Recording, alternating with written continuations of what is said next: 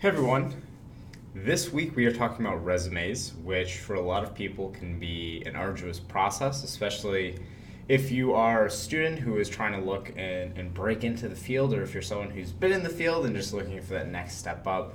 Either way you cut it, it really can be difficult to build that perfect resume or resume that will get you started.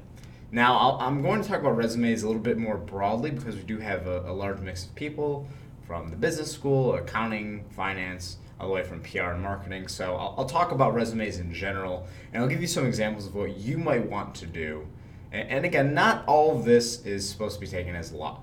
Okay, so as I'm talking about this, and you say, I'm not sure that would fit with my industry, perfect. You probably know better than I do. Okay, but what I will say, and I'll sort of split the screen and show you a little bit of information about my own resume just as an example. Let's move it over here.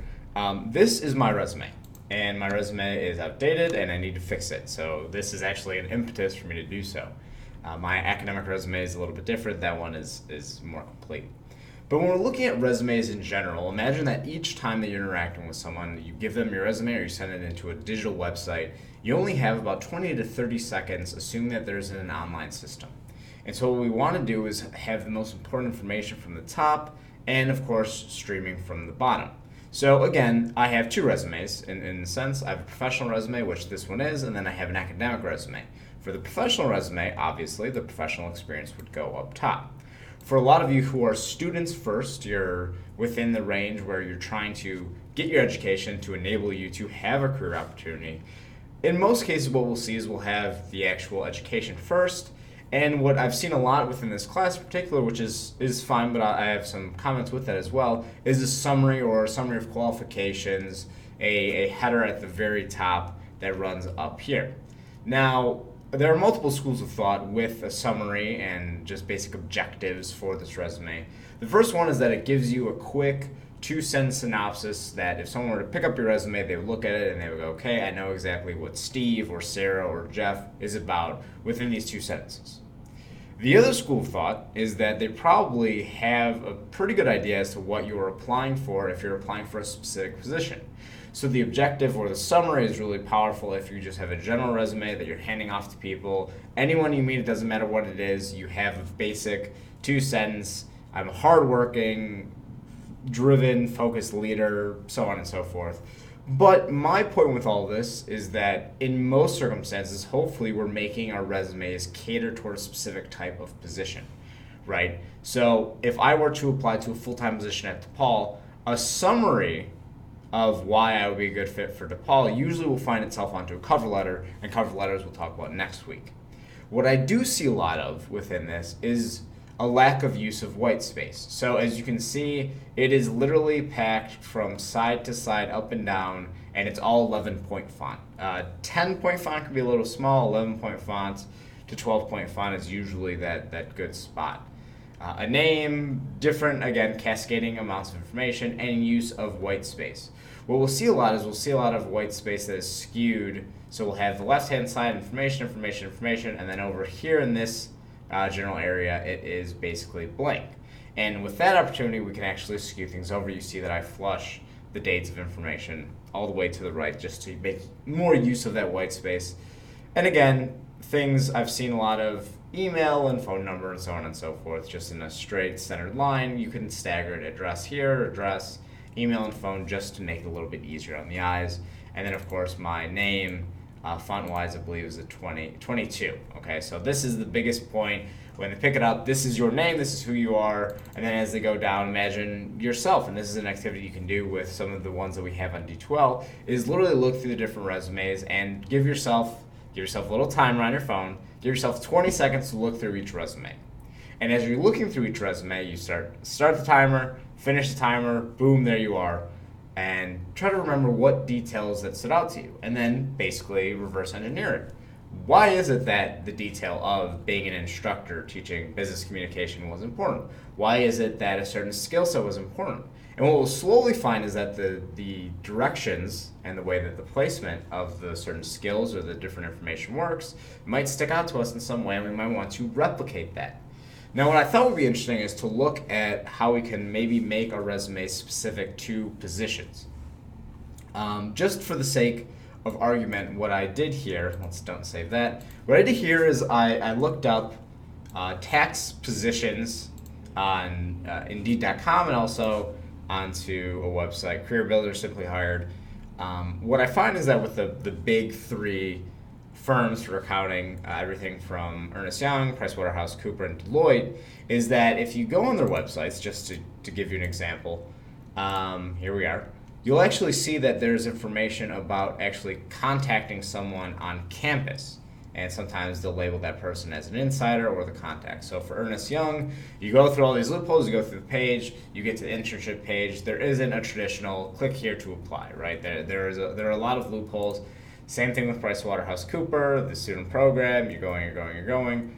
Deloitte, on the other hand, actually has a DePaul representative. And so you go through this whole digital process, you select Illinois from the digital map, you click DePaul, and it turns out that we have 2 people on campus. Boom. That can actually help us with finding out information about how to connect to Deloitte. Now, a lot of you might not be in the circumstance where you have to run through some of these loopholes in order to actually find out information. And unfortunately, this link is a 404, it doesn't work. But you can contact support, not useful. We can usually just look up these people and try to contact them. What I like to do is I like to find out what are the main points of each of these position descriptions and how is it that I can use this information to my benefit. And the first thing I do is just read the basic information. When does it start? What's the position title? Of course, what's the company? And then what are some of the responsibilities? Now, what we'll find is that we can usually make a stretch based on our academic career, based on our previous work experience, that we would be a good fit or that we were capable of fulfilling the requirements of the position. Now, whether or not the employer agrees with that is something entirely different. So what I like to do is I like to actually just click and copy all of this and go to a website like a word frequency counter. Now, again, this is not always the best approach because you'll see a lot of fluff come through, paste it in there, submit, and then you have to go through all of this. So imagine, right, we're applying for this tax associate position. The keywords that we're seeing thus far are, as you can imagine, and so we filter that out. Tax, it's a tax associate, you would think so. Clients, associates, businesses, understanding, okay, industries. So we're going through, and basically what we're doing is we're sifting out information that could be used for us. Now, what we also need to do is going back to this particular job listing. It has something that's very easy for us. And a lot of positions might not have this basic qualification section, but we have minimum BA or equivalent from an accredited university, accounting major, and then meeting requirements for CPA certification in the state that you're applying, which I believe is 50 hours after undergraduate or however many hours that you'll need. So we have a basic understanding of what this entails. Also, it gives us notions as to what all of these steps go through. So I'm not an accountant. I have a bunch of friends who are accountants. My mother works in an accounting group. But let's just pull up again this information. And as we're looking at it, what we're trying to figure out is, do I actually have any of the applicable skills or requirements that they're looking for? And if I do, all of a sudden I'm going to start changing the language that I'm using to actually fit the criteria that we're looking for. Okay? So as we're going through this, there might be things that are of interest to us, and we might even find that during the process of looking for jobs, looking for different positions, that in reality, I thought I would be interested in working as a tax associate for this particular company. Turns out I won't. So ultimately, when we're looking at all this, we have to basically gauge what it is that is of interest to us, can we fulfill the position, and how do I go about reaching the contact?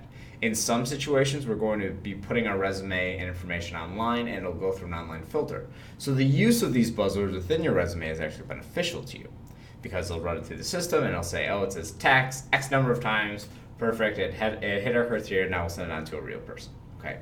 And again, all this is in sort of broader terms, but hopefully it orients you to things that are maybe done right or wrong by some of your colleagues. And that's one of the benefits of having a discussion online and seeing other people's resumes, is that we get to take information that we like from it, and we get to take information that maybe we don't like for it, and then shape our own resume in a way that is conducive to hopefully finding us a job, an internship, or something along the way.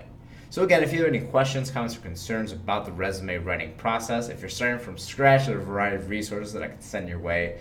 Otherwise, it's a lot of patchwork. It's taking parts that you like, taking parts that other people used, and hopefully you'll find people in this class that have similar ideas, similar circumstances. They're a finance major looking to apply to this company. You are also a finance major looking to apply to this company.